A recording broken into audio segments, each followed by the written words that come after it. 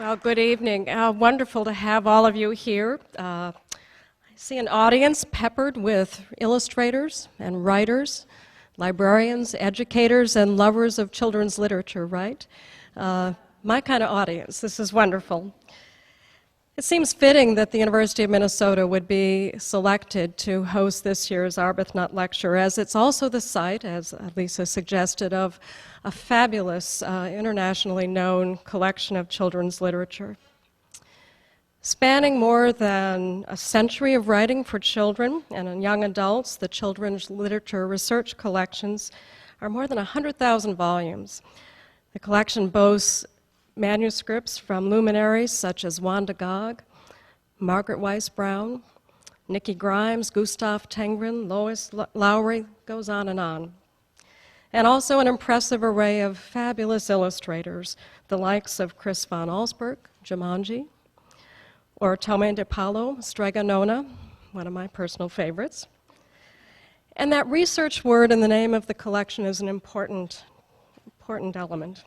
Each year, hundreds of students and scholars from around the world come to use the collection. Just this past semester, we had a whole array of students coming in to use the Kate DiCamillo papers that have just arrived. We had a recent visiting researcher working on Scott Odell's manuscripts for his landmark novel, Island of the Blue Dolphins. Another recent book dealt with the issues of the Cold War and radical politics in children's literature. So you see the rich array of scholarship and learning that goes on using these materials. But perhaps the most captivating story that I can share with you about the impact of the collections is around tonight's speaker and her archives. Next door in Anderson Library, we have an extraordinary exhibit highlighting the archives of Andrea Davis Pinkney.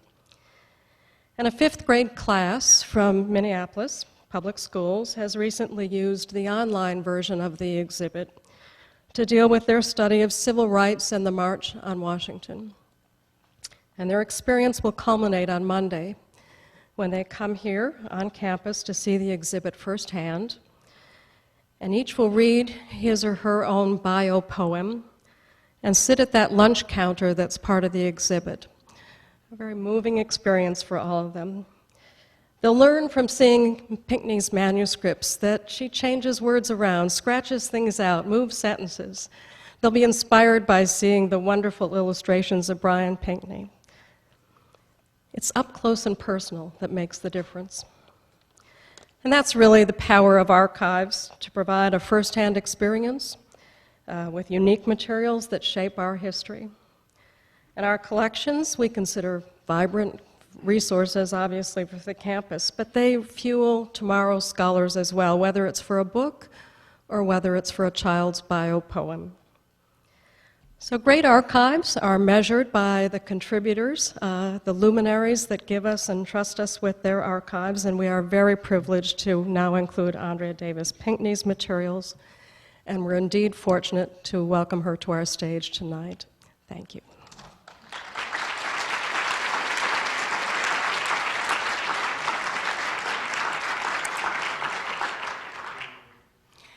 And here's the thank yous.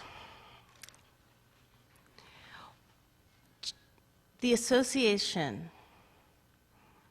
the American Library Association, brings us the Arbuthnot Award, and we are privileged to have Star Latronica here.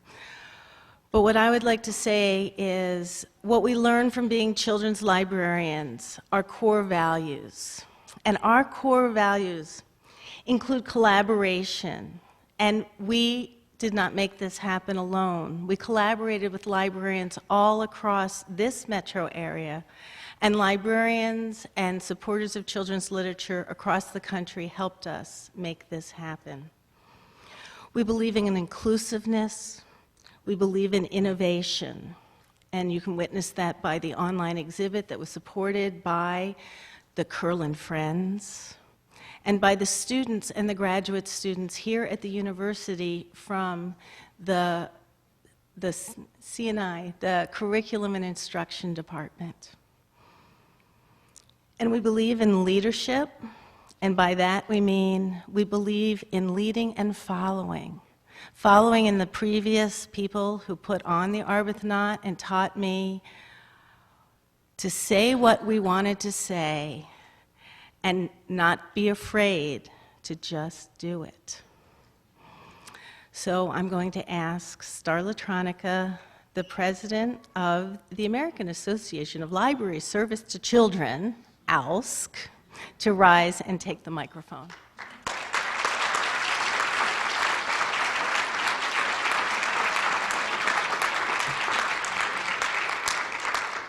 Well, my goodness, and good evening. I am so very pleased and so very honored to be here with all of you tonight for the 2014 May Hill Arbuthnot Lecture. The lecture you're about to enjoy began in 1970 as a tribute to May Hill Arbuthnot, who was an esteemed author, educator, editor, critic, anthologist, scholar, and advocate. And it's fitting that this annual lecture was chosen as a means to honor May's contribution to the field of children's literature, as she was herself a renowned storyteller, an accomplished orator, and she continued to lecture widely into her 80s and to great acclaim.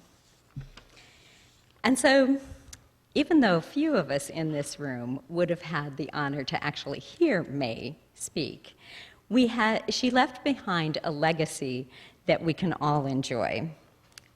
And if you learn to read with Dick and Jane, as I'm guessing many of us have tonight, then you encountered May Hill Arbuthnot, who co-authored those iconic readers as part of a really optimistic, progressive ideal of establishing throughout or within scientific evidence a way to help all children read effectively. And I know that I can still see Spot Run in my memory. And if you learn to love reading, then you may have encountered May through the pages of her wonderful anthologies, the Arbuthnot Anthology of Literature for Children, which included the very best in children's fiction and nonfiction from around the world.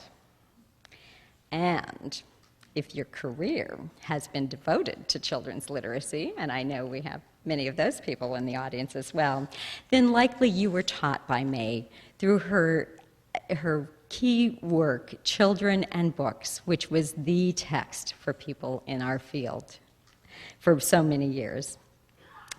The May Hill Arbuthnot Lecture is an opportunity to bring together individuals from the world of children's books, as Wendy said, the authors, the illustrators, the readers, and the educators, and members of the general public who all share that love and that interest for children and books and reading.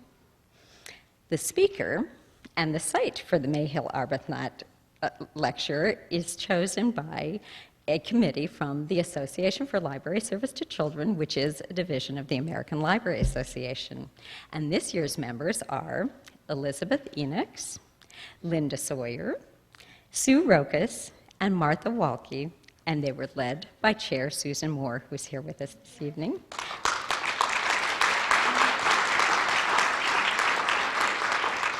And we do thank you for your excellent decisions. We also thank the University of Minnesota's libraries for their more than gracious hosting of this auspicious event. So at this time, I am truly delighted to welcome the National Ambassador for Young People's Literature, and, as fate would have it, the winner of the 2014 John Newbery Medal for the most distinguished contribution to American literature for children, also sponsored by the Association for Library Service to Children, who will introduce tonight's distinguished speaker.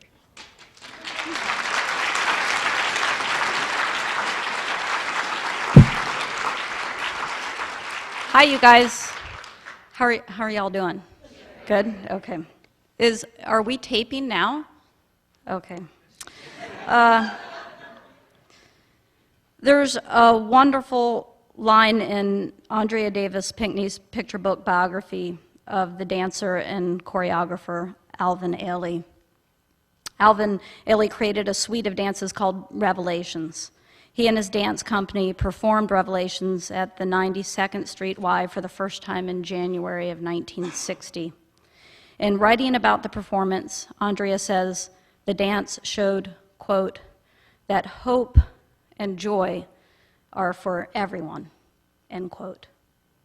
That is a very, very powerful sentence. Hope and joy are for everyone. I stumbled across Andrea Davis Pinkney's Alvin Ailey when I was working as a picker at a book warehouse here in Minneapolis. I read the book when I was working and dreaming of becoming a writer. The book lifted my heart. The story of Alvin Ailey's life told me implicitly and then absolutely, positively, explicitly that hope and joy are for everyone. The book, the words, the deeply moving illustrations, Mr. Pinkney, and the astonishing life of Ailey let me know that it was okay to dream. And more importantly, it was necessary to dream. In her remarkable career, Andrea Davis Pinkney has told the story of Duke Ellington, Sojourner Truth, Ella Fitzgerald, Rosa Parks. She has told us the facts, given us sometimes very hard truths in beautiful and meaningful ways. And there is also this. Every one of her books holds the promise that she and Alvin Ailey gave to me 20 years ago. Hope and joy are for everyone. Andrea Davis Pinkney, ladies and gentlemen.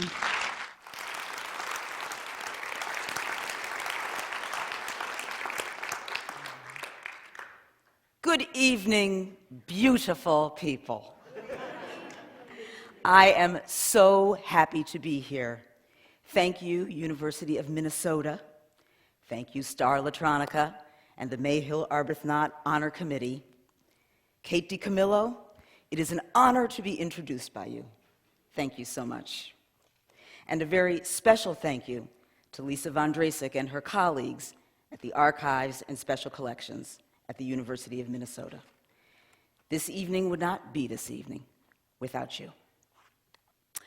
So the first question is, what does one wear to deliver the Mayhill Arbuthnot Honor Lecture? This is an important consideration because perceptions are important.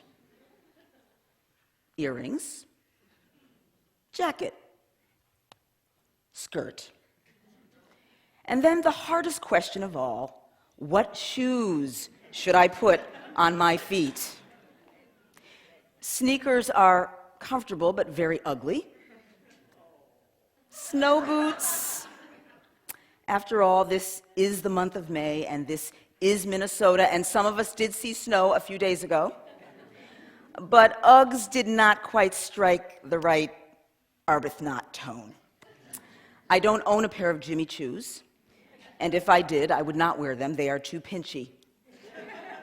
So I consulted with my college-bound daughter, who is a fashionista and the creative director of her own style magazine, and Chloe suggested that I keep it simple. So I settled on my favorite red heels, my ruby slippers, I call them. Now, it may seem a trivial pursuit, but for us girls in the room, shoes are very important. And for this girl, the height of the shoe is even more critical.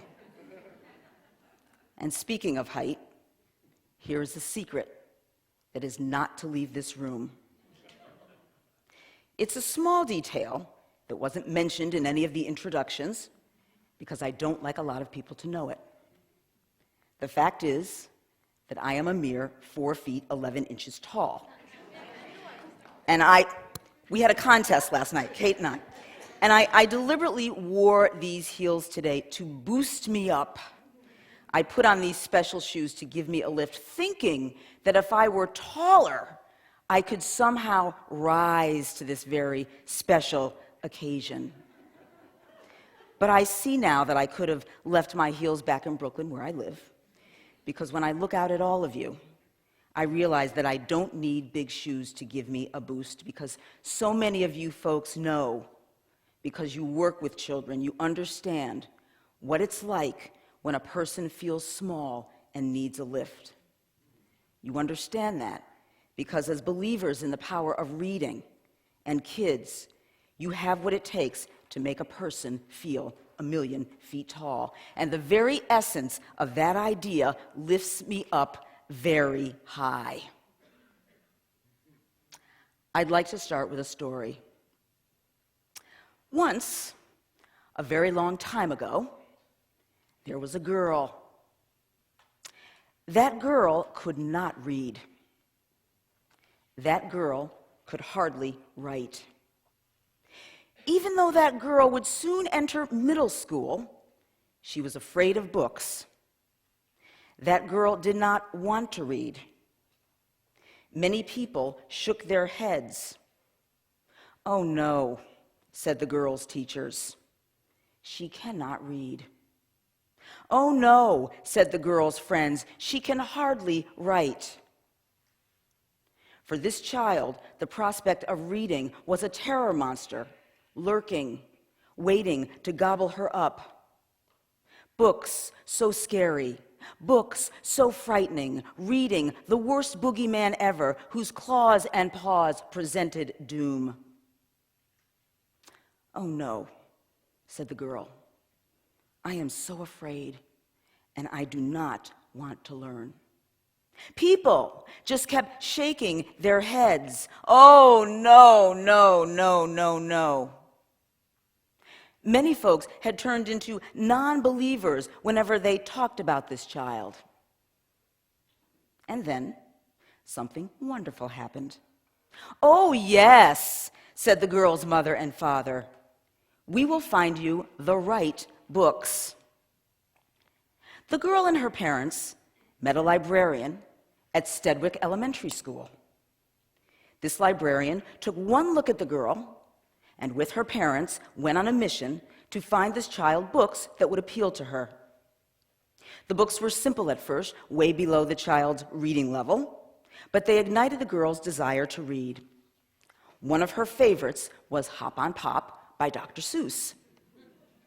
To her, Hop on Pop wasn't reading, it was poetry. It was wordplay. It was singing. All tall, we all are tall. All small, we all are small. All ball, we all play ball. Ball, wall, up on a wall. Day, play, we play all day. It was around this time that the girl and the girl's parents discovered something known as the myth of genius. The myth of genius is that one must be a genius to read well and to love books. In time, the girl learned that a genius is someone who can excel when he or she is given the right book. Now, in addition to my confession of being a mere 4 feet 11 inches tall, there's something else that I want to share with you. And this is not a secret. I share it with folks when I feel that it can be useful. That girl who could not read or write well, that girl who was so afraid of books, that kid who made so many non-believers shake their heads saying, "Oh, no, no, no, no, no, no, no." That girl is standing here today in her ruby slippers.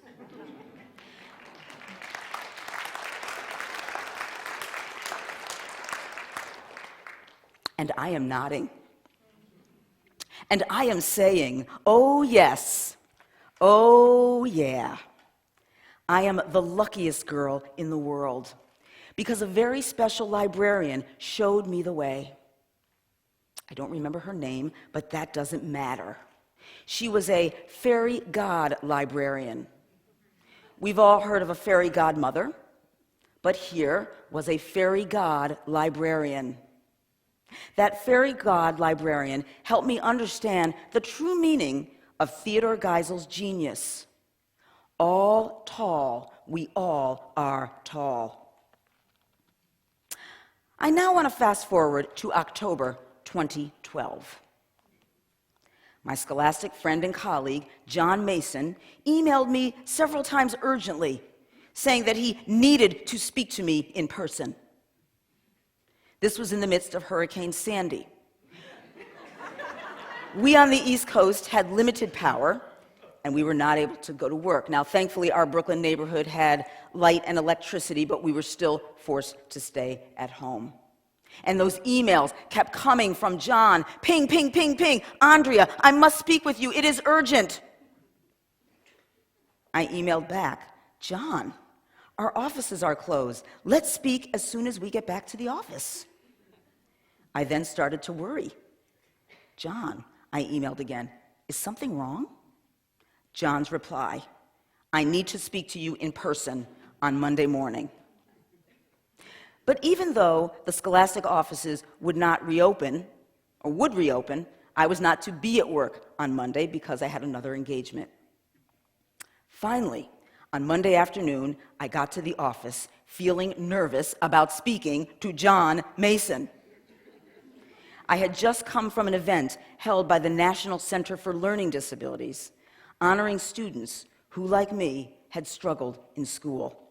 Yet despite their struggles with reading and writing, had excelled thanks to committed teachers and parents and fairy god librarians who made sure those students got the books they needed. I spent much of that Monday relating to those kids, and as the mother of two brilliant dyslexic children, I had been so deeply moved by the plights and triumphs of the kids I just met that I arrived at the office feeling somewhat emotionally flooded. I walked into work carrying my salad bar salad, which I had quickly picked up in a rush to meet with John Mason. When John and I finally got in the same room together, John told me that I'd been invited to deliver the Mayhill Arbuthnot Honor Lecture and that the committee needed to know right away if I would accept the invitation. I was sitting down. My salad was still in its plastic box, which was inside a cellophane bag. I looked at John. I blinked. I then did something that is uncharacteristic of me in an office setting. I burst into tears. Poor John Mason. He seemed so excited to tell me the news, and here I was delivering him with a puddle. John said, Andrea, what's in your salad? I cried, lettuce, John, and turkey. John said gently, Andrea, you look like you need some protein. Why don't you start with the turkey and I'll come back later? And John backed away and quietly closed my door to leave me alone with my turkey. At first, I chalked up my reaction to low blood sugar, but quickly realized that my tears were a soupy mix of joy and sadness. The great irony of that moment, that I had just come from a room filled with young people for whom reading was a terror monster, the boogeyman lurking, waiting to gobble them up, but didn't, thanks to caring people like so many of you here tonight. And now I was being invited to deliver a lecture in the name of Mayhill Arbuthnot, who for so many of us provided a door for reading. So I took John's suggestion. I ate my turkey first. And I kept crying. Soon, I wasn't the one doing the crying. The crying was doing me. It had overtaken me to such a degree that I was unable to stop. I was somehow immediately plunged into a time warp, taken back to first, second, and third grade, and to the humiliation of round-robin reading that requires each child in turn to decode a passage out loud. I remember the stammering that I endured, the jagged delivery, brother. This was compounded by the fact that I was the only African-American student in that school, and as such, I suffered from a syndrome I've come to know as anxious apartness. Thank goodness for my life at home, when, after school, I entered a different world. The world of stories and storytelling, and parents and grandparents and uncles and cousins and aunts who read books that meant so much to them and would come to mean so much to me, and who told stories all the time. When I turned 8, Mom and Dad, who were all ready to debunk the myth of genius, presented me with a collection of colorful notebooks. "Here they are," my daddy said. Yes, there they were, the beginning of the end of isolation. Stories that I could tell to my notebooks and not worry about grammar or decoding or classroom round robin in front of other kids who were reading fluently. Back then, they said children should be seen and not heard. That was fine with me. The quieter I was, the more I could see and hear grown-ups saying and doing things they might not have said or done if they'd known all of it was going into one of my notebooks. There were stories at the dinner table, at the picnic table, at the fellowship table after church, where they served donuts and coffee. Here were the kinds of things I observed and heard. Stories often started with, "Remember that time? Remember that time Martin Luther King Jr. came up in here, brought himself to our church, said there'd be a march on Washington. Happened too. 250,000 people. That was some march. I can still see Martin, and I can still see your daddy, just a-smiling.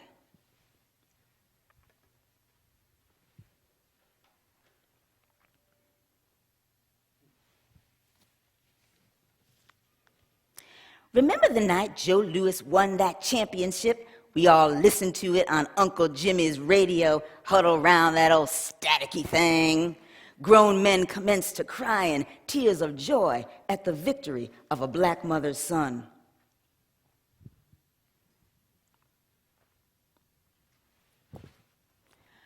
When they integrated the schools, everything changed. Sitting in class next to a white kid. That was something else, wasn't it? New books, new pencils, the beginning of a new day.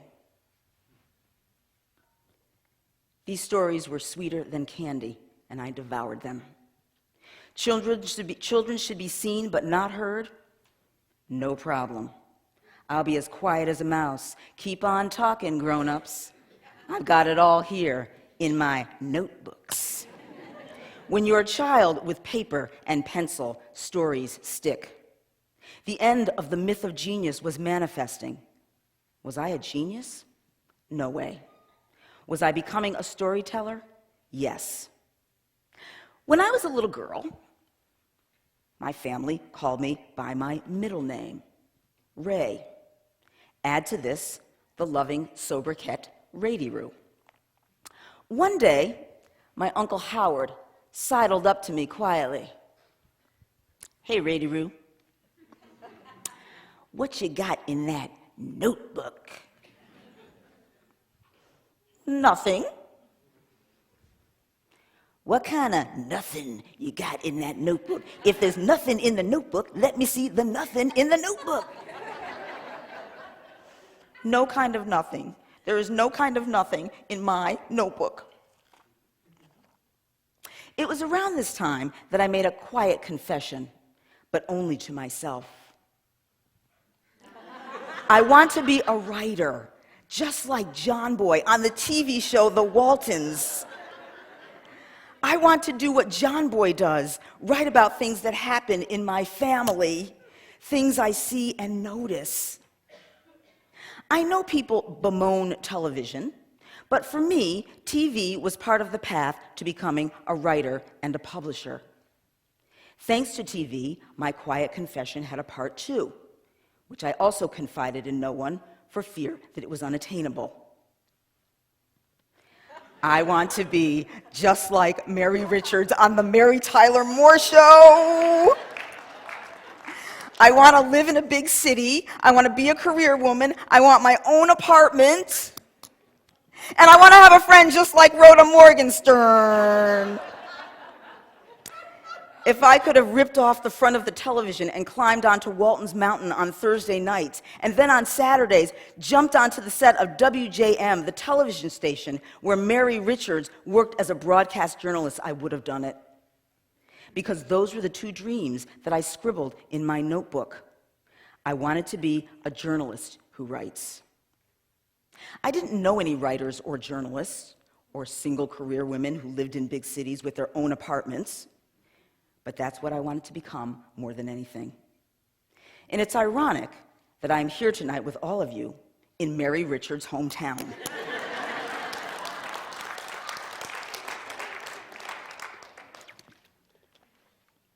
I'm not sure of it. But looking back, I can't help but wonder if members of my family somehow got a hold of my notebook and passed it around amongst themselves. This is the Davis family, my father's people, who come from Culpeper, Virginia. This picture was taken around 1947, and my dad is the child in the jacket and the tie, right? Oh, my thing's not working. Whoops. Well, he's in the jacket and the tie, right there. We kind of look like the Waltons, don't we? Anyway, I think that my family members must have somehow found out about my secret dream, because though I was always hearing stories, and though my parents' home and the homes of my relatives were flooded with books, all of a sudden, Mom and Dad and my Uncle Howard and my Aunt Theodora and my cousin Larry, who was a newspaper reporter, were pushing even more books on me. And they started talking to me about becoming a writer. They told me that writers are people who read, and that if I were to become a writer, I needed to read a lot. I was about 9 years old now, and though I'd made many strides in school, the reading terror monster still lurked. If reading well was part of the equation, I felt doomed to failure as a writer. Then one day, Daddy said, "You gotta know where you come from, little girl." And my Uncle Howard said, "Rady Roo, you need a lesson in how our people wrote and read and spoke and expressed what needed to be said, because someday, girl, you will read and write and speak and express what needs to be said." My family's acknowledgement of the roots of African American writing and storytelling is something I've grown to call the fine black line. Ah, yes. The fine black line, the legacy of African American storytelling and the writers who have set the path of African American literature.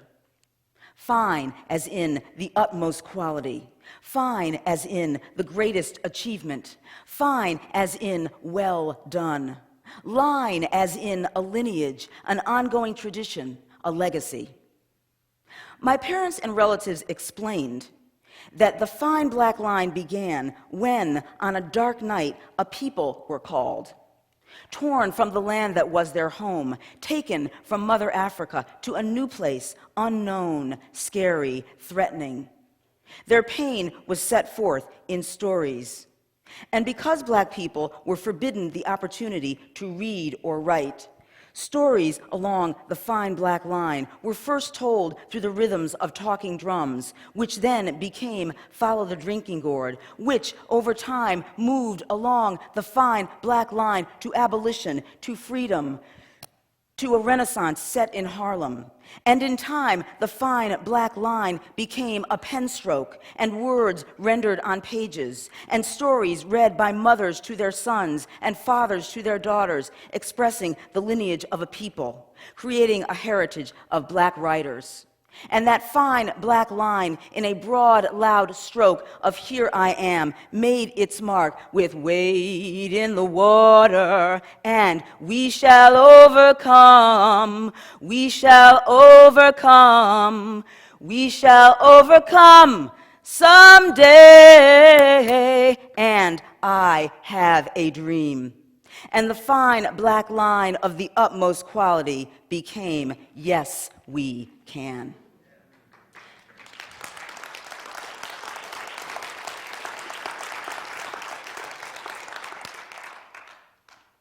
As a child, the fine black line made perfect sense to me. In addition to being avid readers, my parents were civil rights activists who spent weekends marching, sometimes with Dr. King himself, but mostly they protested with common folk, just like themselves, with everyday people walking toward what they hoped would be a better tomorrow. Summer vacations for my sister, my brother, and me were spent each July at the NAACP National Conference and the National Urban League, where we listened to equality speeches by government leaders and civil rights notables. Other kids were at the beach or summer camp. We were having fun in the sun with the NAACP and the National Urban League. September marked back to school for lots of kids, but for us, it meant traveling to Washington, D.C. to the Congressional Black Caucus, a gathering of individuals who addressed the legislative concerns of people of color and presented them to Congress. The Congressional Black Caucus somehow always seemed to fall on my birthday at the end of September.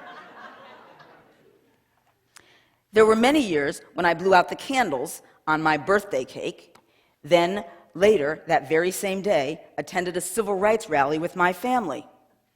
So affirming the power of African American writing, oratory, reflection, and call to action are in my blood. When asked to deliver the Mayhill Arbuthnot Honor Lecture, you need to provide a title for your speech. After thinking it over, I came up with Rejoice the Legacy, because we have a lot to celebrate. So tonight, let's do that. This is a party, honey, and we are here to make it a joyous occasion. I heard those words from my mother on my 10th birthday. This is a party, honey. Yes, from my mother, who sensed that her child needed more exposure to the literature that existed along the fine black line. Mom, who knew. Mom, a middle school teacher, first woman in our family to go to college. Mom, who saw the eager eyes of her eldest child. Mom, who stared down the boogeyman, terror monster of reading. Mom, who said to me, honey, let's start at the beginning of those who wrote and spoke. And so we did. We began with slavery's expression along the fine black line. We started with the narrative of the life of Frederick Douglass, the autobiography authored by abolitionist and orator Frederick Douglass, who faced his own terror monster. For the most part, Frederick Douglass taught himself to read and write at a time when it was illegal and dangerous for black people to do so. There is a passage in Frederick Douglass's autobiography in which Frederick describes his coming to terms with the circumstances of his enslavement and the nature of slavery, and how learning to read helped him better understand the intolerable institution of enslavement. In Narrative of the Life of Frederick Douglass, Frederick says simply, "The more I read, the more I was led." Think about that for a moment, about the positive power of reading from an enslaved person's point of view. The more I read, the more I was led. For someone shackled by slavery's weight, words on a page, a narrative, stories in a book present a kind of promised land that welcomes everyone. Once you sink into those words and roll around in them and let them roll around in you, that is freedom. And that was the gift I received when Daddy and Mommy and uncles and cousins brought me along the fine black line. I was granted the freedom to be and go any place I wished. Like Frederick Douglass, the more I read, the more I was led. And so my family kept feeding me books and leading me to the works of African American authors whose brilliance, whose bold pen strokes spoke loudly and clearly. When I was in middle school, Mom presented me with the works of Langston Hughes. and Paul Laurence Dunbar and Richard Wright. Then one day, something extraordinary happened. I came upon the brilliance of Harlem Renaissance novelist and poet Zora Neale Hurston, a black woman writer. And I stumbled upon her essay entitled, How It Feels to Be Colored Me, which describes her experience of growing up in Eatonville, Florida. It was as if the very title expressed my entire psychic condition up to that moment. Zora Neale Hurston, whose mother, like my own, quickly shot down the myth of genius. Zora's mother, who told young Zora to jump at the sun, to reach for all that is possible. Yes, there I was, an African-American girl, 11 years old, who had discovered something life-changing. The writings of Zora Neale Hurston, a stroke of beauty, gliding, striving, shouting her truth along the fine black line. Thanks in part to Zora, I had begun to recover from anxious apartness. Thanks to Zora Neale Hurston, this aspiring sixth-grade writer could soon articulate how it feels to be colored me.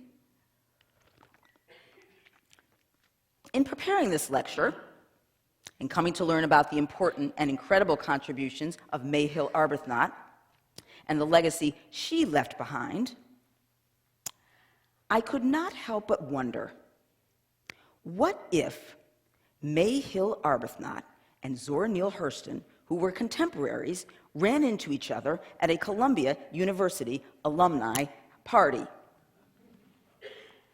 This is plausible. After all, both women were students at Columbia, and they were there around the same time. I imagine that when they met up, it would all be very comfortable, very friendly.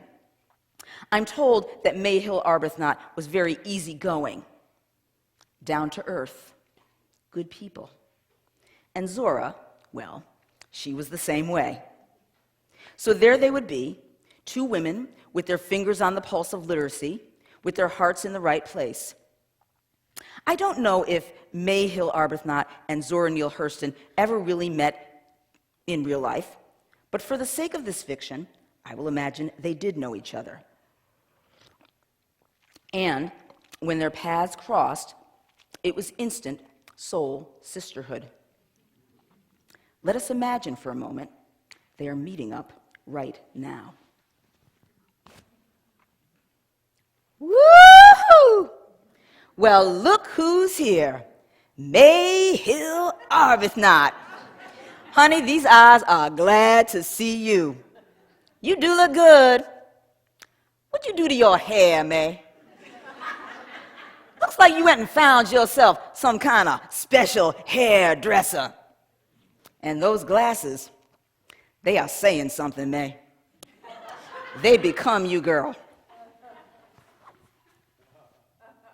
Zora Neale Hurston. You look pretty nice yourself. That hat is stunning on you. Beautiful. And your skin. You haven't aged a day, Zora. Here we are, May, at the Columbia University Alumni Association reunion. Do you come to these things on a regular basis? Oh, Zora, I wish I could. I've been fast at work on my textbook entitled Children and Books. I'm told it's become a classic of higher education and is still to this day used widely in children's literature classes. Honey, I know that book has kept you busy, and I can relate. I have been all wrapped up in my novel. Don't know if you heard of it. It's called Their Eyes Were Watching God. And get this, folks tell me Their Eyes Were Watching God is required reading. Isn't that something, May? Me, a little brown sugar color girl from Eatonville, Florida, required reading. I have certainly heard of your novels, Zora, and your plays, and your study of anthropology. We've come a long way since the days when we were both students at Columbia University. Me earning a master's degree in education, graduating as part of the class of 1924. You coming onto campus shortly after that, seeking a doctorate in anthropology. Hard to believe we never met once at Columbia. Looking back, though, Zora, that was an exciting period. I remember like it was yesterday. If I'm not mistaken, that was the first Black History Week. It was established around then. I think it was 1926. That's right, May. Black History Week. We were all so proud. That was something. It's Black History Month now. And guess what, May? They got my picture on one of those Black History Month calendars they give out at McDonald's when you buy something called a Happy Meal. A Happy Meal, Zora? Really? Really, May. And let me tell you, I've had one of those burgers and fries in a box, and between you and me and this rug that we are standing on, the meal did not make me happy, but the Black History Month calendar with my picture on it, that did make me smile. I'm not gonna lie to you, honey. I saw my name on that calendar, and that made me just break into a grin, girl. You deserve a calendar, Zora. You know what? I hear they've got a lecture named after me. A lecture, Zora. The Mayhill Arbuthnot Honor Lecture. You deserve that, May. With all you've done to further the importance of children's literature. Now, let me make sure I'm not mistaken. Did I just read in American Libraries magazine that you were chosen as one of the 100 most important leaders we had for the 20th century? That's right, Zora. Me. Mayhill Arbuthnot, a kindergarten teacher from Mason City, Iowa. Zora, I'm surprised our paths never crossed back at Columbia University. Why do you think that is? A sign of the times, May. That was a sign of the times. And then the two women would say goodbye. They would express their mutual admiration, as many of us do at a party. Hug, kiss, cheek, cheek, sweet Zora and May.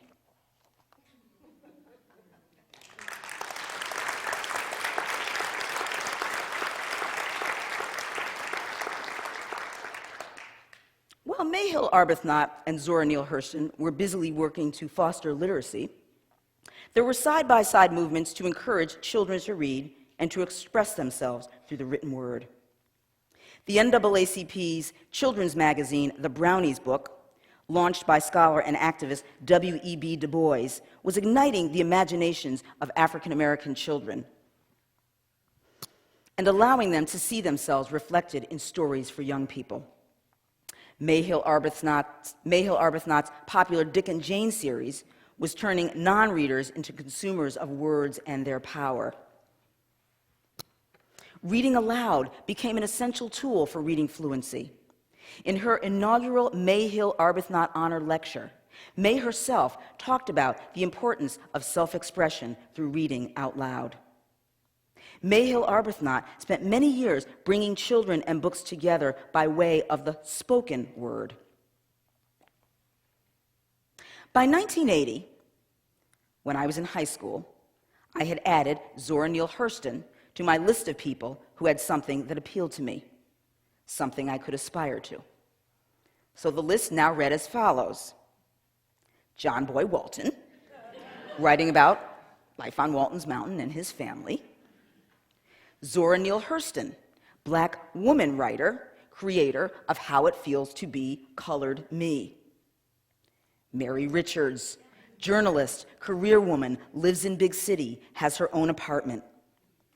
Mom and Dad, civil rights foot soldiers. How I was to blend all of these hopes and dreams, I had no clue. Latching first onto Mary Tyler Moore, I decided I would become a journalist. I went to journalism school at Syracuse University, where my childhood experience of carrying notebooks with me wherever I went was affirmed. One of the first lessons you learn as a journalist is to have a pocket full of ideas, to always be on the hunt for story angles and approaches, and to be ready to present your ideas at any moment. I also learned that writers write daily. One of my professors, whose name was John Keats, after the English poet, explained that real writers write every single day of their lives, even holidays, your birthdays, weekends, when you don't feel like it, when your throat hurts, when your car won't start, when your child is sick, when your dog wets your carpet, when you're tired, writers write no matter what. I also learned that creators of nonfiction must go to the ends of the earth to nail down facts and to conduct full-scale research. Finally, journalism school taught me that each and every one of us has a story to tell, and that our individual stories matter. So at age 19, I sat down, and on a Smith Corona Selectric typewriter, I channeled John Boy Walton and Zora Neale Hurston, and I wrote an opinion piece about growing up in Wilton, Connecticut, where my family was one of 2 African-American families. As I wrote, I thought about Zora Neale Hurston's How It Feels to Be Colored Me. I crafted the narrative, never thinking it would matter to anyone but me. However, as John Keats advised, when you share your writing, it may touch someone, or help someone, or change someone. And so on a lark, I yanked the pages of my essay out of the sprockets of my Selectric typewriter, and I folded them into a bulky envelope, and I wrote on the front of the envelope, The New York Times, 229 West 43rd Street, New York, New York, 10036. I didn't know anybody at The New York Times, so the envelope had no name on it. A week later, I got a call. Hi, this is so-and-so from The New York Times. We received your short story, the man said. We'd like to publish it this Sunday. The man then said apologetically, I have to tell you, we can only pay you $75. I said, sir, I will pay you $75 to publish my story in The New York Times. When the piece ran, people started to write in about it. Others who had experienced how it feels to be colored me. And I quickly realized that I was not alone in this. I graduated from journalism school and 1 month later moved to New York City in search of a job. And in true Mary Tyler Moore fashion, I went to the busiest corner of Midtown Manhattan, and I tossed my beret in the air.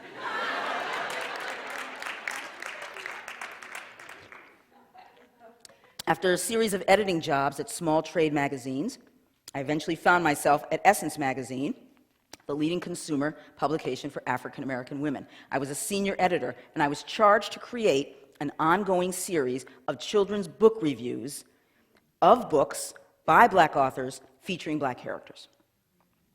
Because Essence Magazine is a magazine for Black women, I became obsessed with Black women writers who were writing for young people.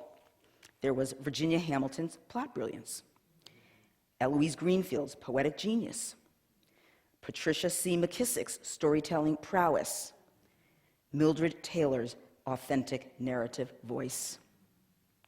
But back then, in 1989, after I'd gone through all the books by Virginia Hamilton and Eloise Greenfield and Patricia C. McKissick and Mildred Taylor, then went on to the canon of Black men who were filling the genre, Walter Dean Myers and the like, I could not amply fill the Essence Magazine children's book section with enough content. For Black kids, the fine black line was very faint. Where were the picture book biographies? Books about civil rights. Where were popular teens series for teens? Where were board books for babies? I was hard-pressed to find these. I will never forget the day I received a memo from Susan Taylor, the editor-in-chief of Essence magazine, in regards to my responsibility at the magazine. This was way before email, so I just got a piece of paper in my inbox, and the memo said simply, "Andrea, remember your charge." That is when I started to nag the man who was then my boyfriend, Brian Pinkney. Brian was beginning his career as a children's book illustrator. Publishers were sending him manuscripts for consideration. I knew nothing of how children's publishing worked, and I would relentlessly bug Brian. Call that editor at Random House, or Simon & Schuster, or HarperCollins, and tell them we need a commercial series for black girls. Tell them we need picture book biographies. We need board books for babies. We need contemporary fiction. We need books about civil rights history.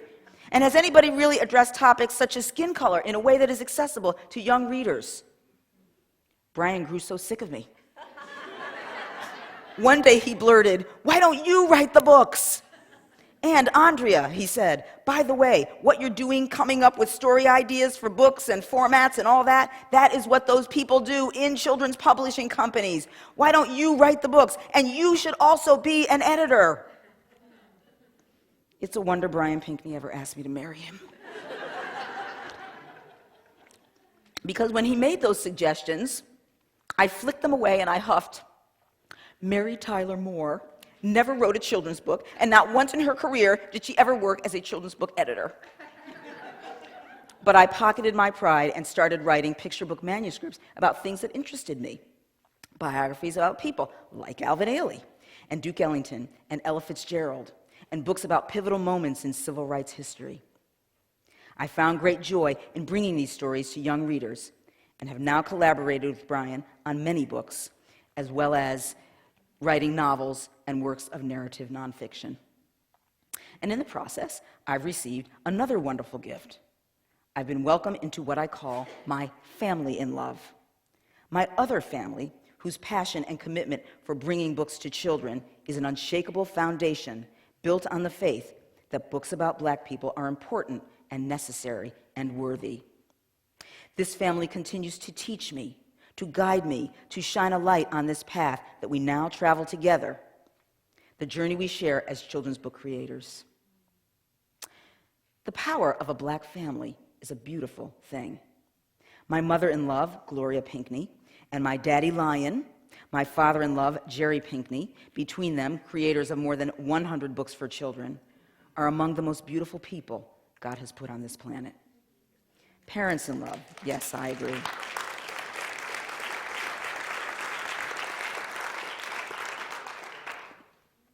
Parents in love, and to my husband, Brian, thank you for loving me.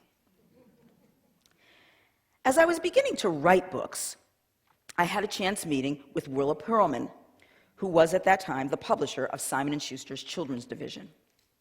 I told Willa what I had been telling Brian all those years. There needs to be commercial books for black girls, board books, picture books, biographies, civil rights, all that. Willa Perlman offered me a job that day. Again, I was spouting off, but I knew nothing about children's publishing, and I had no clue about how a children's book is made. Ironically, the memo from my boss at Essence magazine, Andrea, remember your charge, encouraged me to leave Essence magazine to accept Willa Perlman's offer to start as an editor at Simon & Schuster, where with the help of many patient people, among them Stephanie Owens-Lurie, who I believe is here tonight, I got help in learning how a children's book is made. Stephanie, if you are here, thank you. Oh, yay, Stephanie. It was around this time that I started to imagine what it might be like to have an entire list of books for African American children. What if I were to take W.E.B. Du Bois's example in publishing the Brownies book for the NAACP and create a branded entity, an entire imprint of children's book titles that featured African American authors? I truly believe that if you build it, they will come. My hopes and dreams were starting to build something I couldn't fully articulate or imagine back then.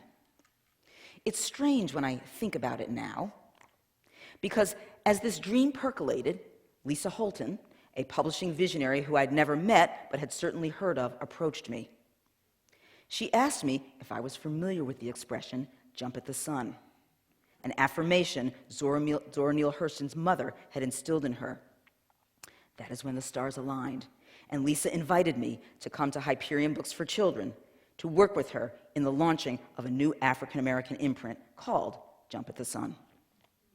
And jump I did, head first, fast, eagerly. Because Jump at the Sun was the new kid on the block, more than anything, I wanted to find new writers. Where was that Essence magazine reader who had something to say to young people? And I dug, and I dug, and I dug, and I dug, and I dug into what is known in publishing as the slush pile. The slush pile is a heap of sealed envelopes averaging 20,000 pieces of unsolicited mail a year that publishers received, filled with manuscripts of aspiring authors eager to get published. One day, by a miracle of what I call the glittery hand of God, a manuscript appeared entitled A Freak Like Me, written by a single mom from Pittsburgh whose name was Sharon G. Flake. Sharon had never been published, but dared to send her novel, which was in a very rough form, over the transom. The narrative voice of the main character, Malika Madison, struck me immediately. Malika is a child burdened with the low self-esteem some girls face when they're darker skinned. So there it was, a modern-day version of Zora Neale Hurston's How It Feels to Be Colored Me. Sharon Flake's A Freak Like Me, which before publication we retitled The Skin I'm In, launched the Jump at the Sun list. Sharon's debut novel went on to win the Coretta Scott King Steptoe Award for new writers. Sharon was a Publishers Weekly flying start. The book has sold nearly 1 million copies across all formats in all channels worldwide, has been translated into several languages, and has received many inquiries about being optioned for film. This is a keen reminder to me that books with Black characters are for every reader. I am so thankful to Lisa Holton for allowing me to jump at the sun, and the Essence editor-in-chief, Susan Taylor, for her memo. Andrea, remember your charge. I have had wonderful mentors throughout my work, and one of them advised me to take the role of pigeon. A pigeon is a creature who carries the message. For more than a decade, while I was working on my inner pigeon, I was haunted by an idea that would not leave me alone. How could the story of lynching be told to young people? It is a horrific topic. It would have to be handled with the utmost care and would require a skilled craftsperson. Also, because lynching is a subject that no book for young people would dare approach, the format and the execution of the book also had to be different, very daring and completely out of the box. I didn't know what the book would be, or how it would come together, or how I would approach the topic. I only knew that I had an urgent need to present this information to young readers. Having grown up in Connecticut, I was quite familiar with the work of Marilyn Nelson. Yay, Marilyn. Marilyn was the poet laureate of the state of Connecticut. And then one day it struck me. Marilyn Nelson. She was the one. In fact, once I became so convinced of this, I became obsessed with the notion that Marilyn Nelson was the only one who could do the idea justice. So I called Marilyn's agent, Regina Brooks, and I asked if she and Marilyn could meet with me in my office at Houghton Mifflin, where I was at that time serving as the children's publisher. I did not tell Regina or Marilyn what I wanted to meet with them about, just that I had a book idea and I wanted to discuss it with them in person. It was the day before Thanksgiving, November 2004. The office was completely empty because everybody had left. It's Wednesday before Thanksgiving. Marilyn happened to be in New York for the holidays, so she agreed to meet with me. And when she and her agent, Regina, came in, I quietly, almost whispering, explained that I wanted to publish a book about the subject of lynching for young readers. My armpits were sweating when I said it. I realized I had never uttered the idea out loud. And when I finally did, Marilyn reared back. It was as if I had thrown a bucket of cold water in her face. When she regained her composure, the three of us sat quietly for a moment, thinking about the impact of a book such as this. Then Marilyn Nelson said, almost whispering, "Andrea, I can't do it. It's too sad a topic." Of course, I certainly understood Marilyn's feelings, but I felt completely dashed, and I was very disappointed because, in my mind, if Marilyn Nelson did not write this book, it would not see the light of day. It was Marilyn or no one. So we all went off. Thanksgiving. I was feeling very forlorn over the holiday. But as they say, don't give up 5 minutes before a miracle happens. When I returned to work on Monday morning, there was an email from Marilyn with a manuscript attached. Its title was A Wreath for Emmett Till, a heroic crown of sonnets that plunges readers into the horror of the 1955 lynching of a 14-year-old boy on his summer vacation visiting family in Mississippi. At the same time, the book draws parallels to so many of the other tragedies that are going on today: terrorism, racism, and injustice. Yet through the metaphor of a wreath of flowers rings a hope bell. When I received Marilyn Nelson's manuscript, I read the sonnets again and again, and I wept. It was perfectly rendered, and it was like nothing I'd ever seen before in a traditional book for young readers. Punctuated by the metaphorical paintings of French fine artist Philippe Lardy, and published in a distinctive and unusual format, A Wreath for Emmett Till became the little book that could. It went on to win a Michael L. Prince Honor and a Coretta Scott King Honor Medal. But the real prizes were and are the letters Marilyn and I receive from middle schoolers and high schoolers and their teachers and their parents about the book's emotional resonance and its true use as a powerful discussion starter in classrooms. And perhaps most importantly, the book's impact on kids who are reluctant readers but have found a way in through A Wreath for Emmett Till. These letters are still coming in years later, which speaks to the staying power of Marilyn Nelson's poem. I noticed an uptick last year in A Wreath for Emmett Till fan mail, immediately following the case of Trayvon Martin, the teenage boy shot tragically by a policeman.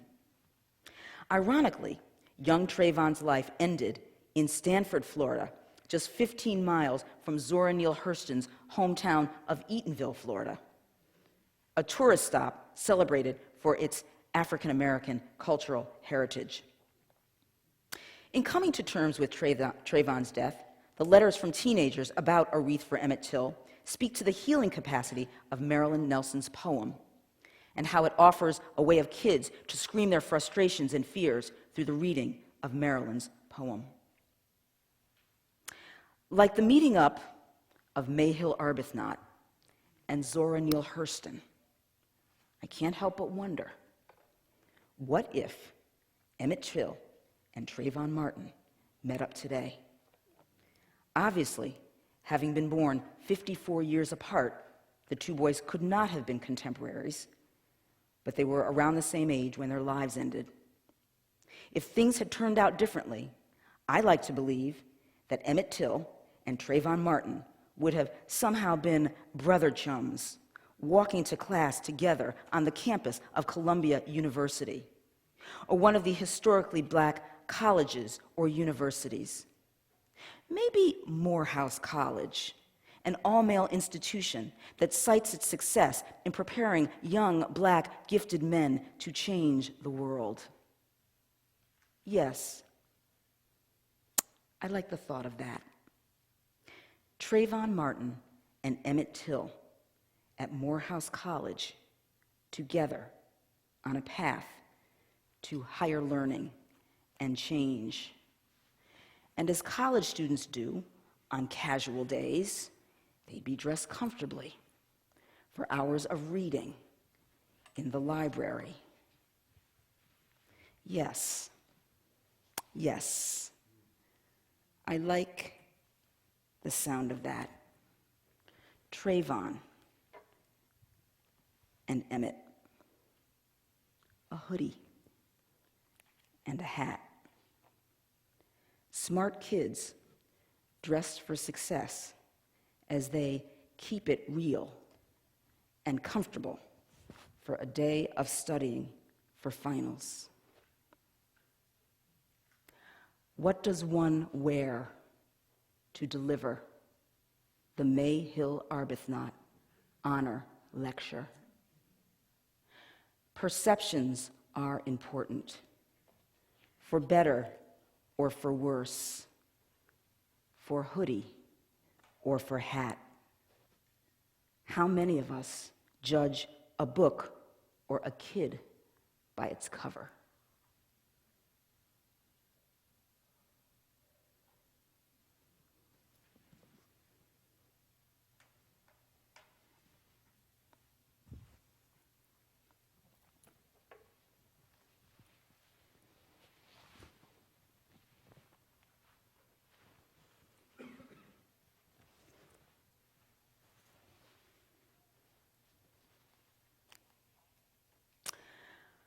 Alongside the desire to publish books that present stories not often told, there are many topics that, as an author, I'm eager to write about as well.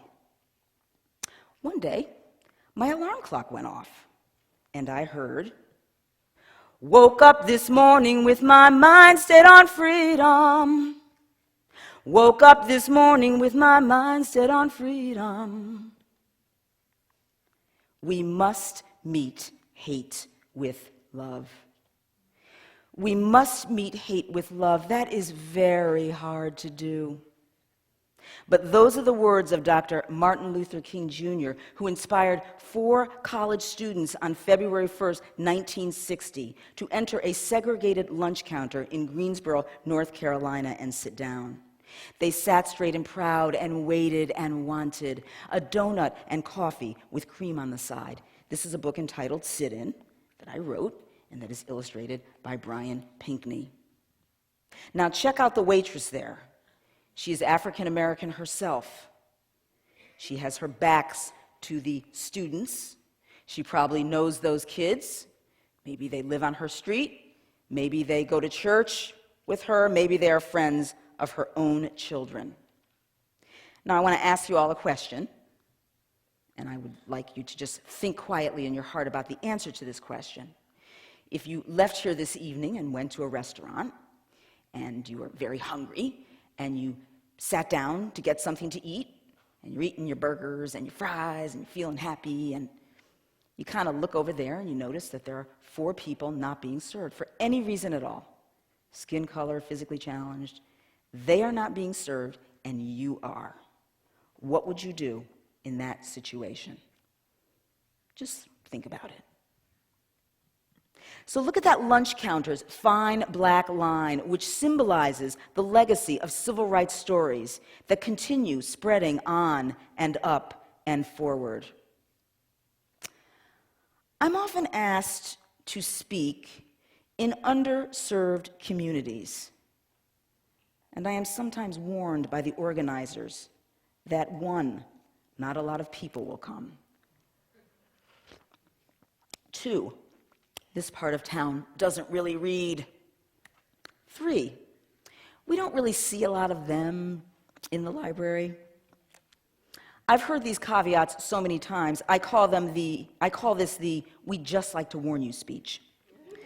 But this never bothers me, because I've seen the idea of books and stories brings people out of their houses.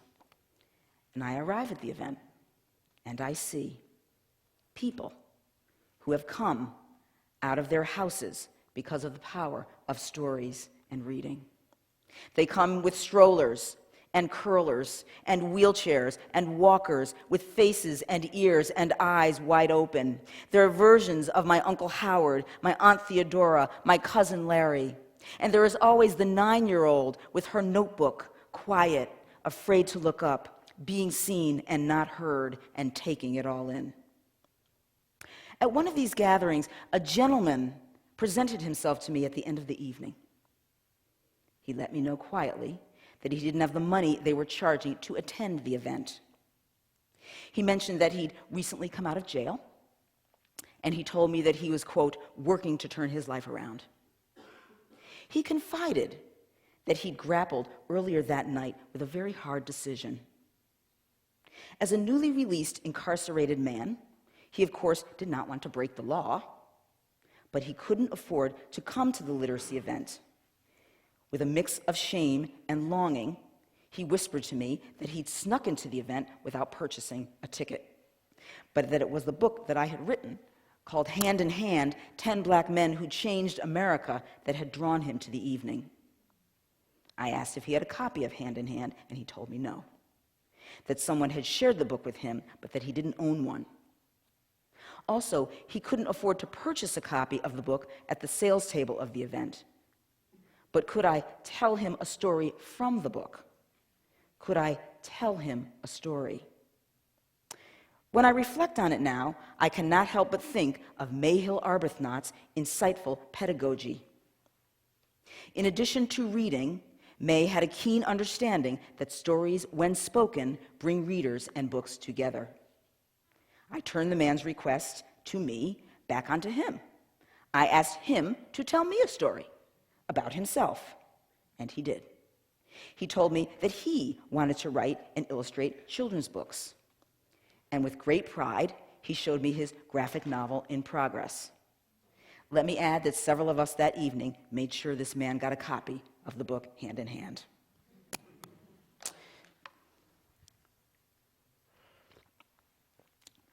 The Montessorians talk about the prepared environment.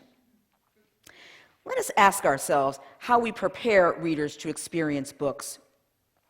I believe that in this age of social media, we must still and always turn to books. Whether delivered on an e-reader or good old-fashioned printed pages, books have wide arms. They embrace whoever turns to them. That is why, as an author, I am now turning my attention to the wide open arms of global literacy.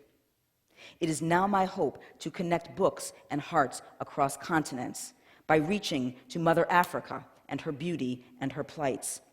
Thus comes the inspiration for my new book entitled The Red Pencil, a novel written in verse and illustrated by Shane Evans. The Red Pencil is set in 2004 in Sudan at the beginning of the Darfur genocide. The story focuses on 12-year-old Amira and her deep desire to learn to read against the wishes of her traditional farming family. Then comes war and ravage and change and gunfire. In conducting research for The Red Pencil, I learned some startling statistics. 523 million girls and women worldwide cannot read.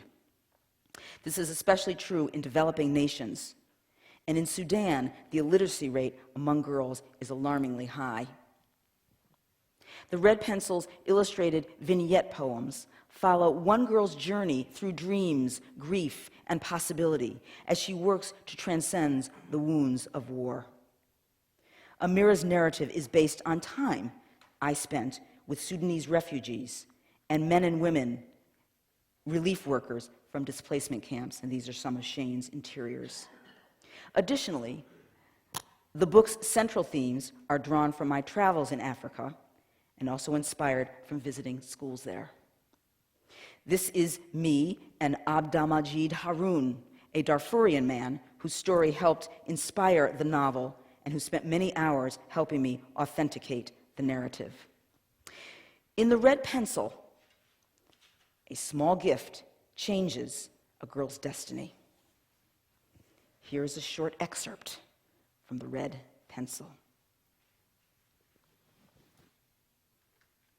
My pencil tries to draw what I remember, but something in me will not let the red shape a face, ears, a nose. Why can't I make the pencil make the picture?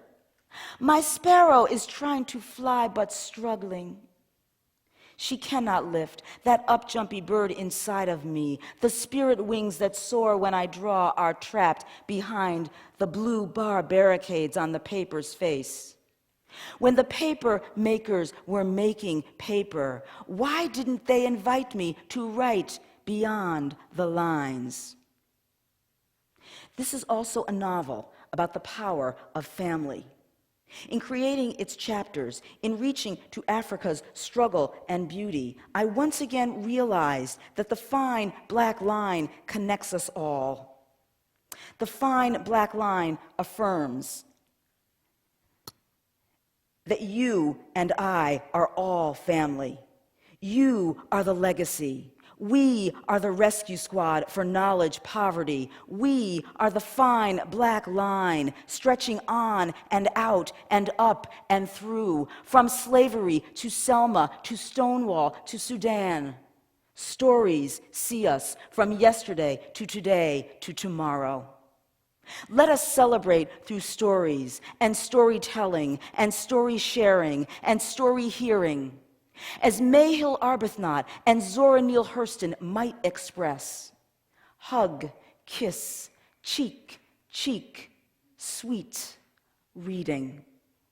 For all of us who share in this celebration, let us now rejoice the legacy of writers who have danced and played and sang their words and affirmed their right to write along the fine black line of literacy.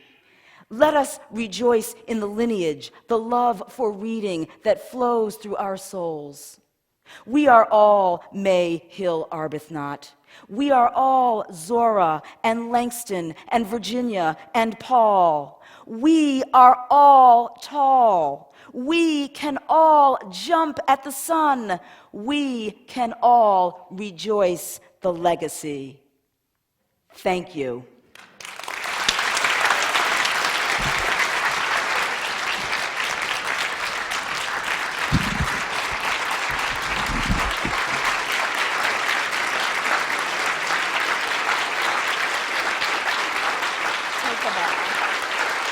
Thank you.